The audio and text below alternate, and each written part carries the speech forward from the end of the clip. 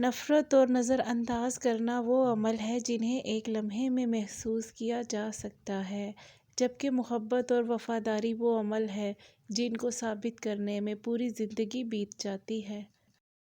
کسی کی بدتمیزی سے مت گھبرائیں، وہ بس اپنا تعارف کرواتے ہیں۔ سمجھداری اسی میں ہے کہ آپ انہیں پہچان کر آگے چل دیں۔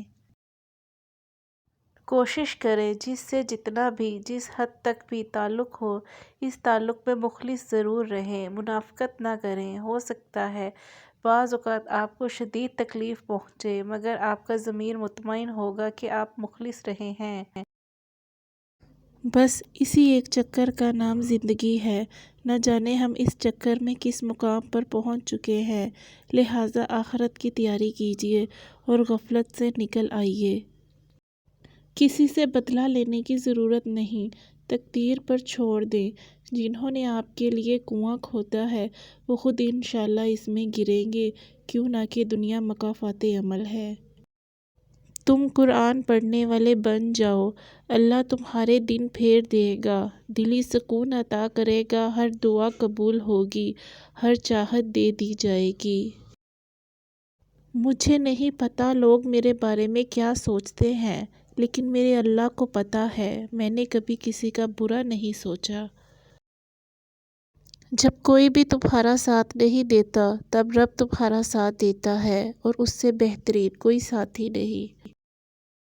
کامیاب زندگی، انتظار، صبر اور اللہ کی ذات پر یقین۔ ہاں یہ تو انسان کی فطرت ہے نا، جب اسے کوئی اچھا لگتا ہے تو اس کی برائی بھول جاتی ہے، اور جب کوئی برا لگے تو اس کی تمام اچھائیاں وہ فراموش کر دیتا ہے۔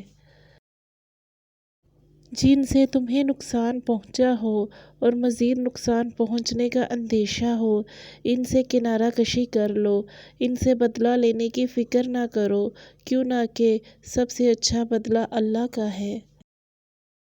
شعور کا پہلا درجہ خاموش رہنے کی عادت، دوسرا درجہ بدتمیزی کا جواب نہ دینا، اور تیسرا درجہ بد اخلاقی کا جواب اخلاق سے دینا۔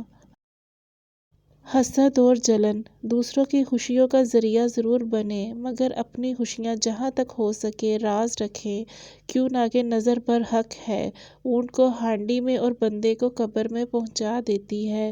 کسی کے مسکراتے چہرے کے پیچھے حسد اور جلن کو ہم نہیں جان سکتے۔ کیا آپ نے کبھی میٹھے کریلے دیکھے ہیں؟ یہ وہ لوگ ہوتے ہیں جن کے دل میں بغض اور زہر بھرا ہوتا ہے، مگر بول ہمیشہ میٹھے بولتے ہیں۔ اللہ پاک ان میٹھے کریلوں کے شر سے محفوظ رکھے، آمین۔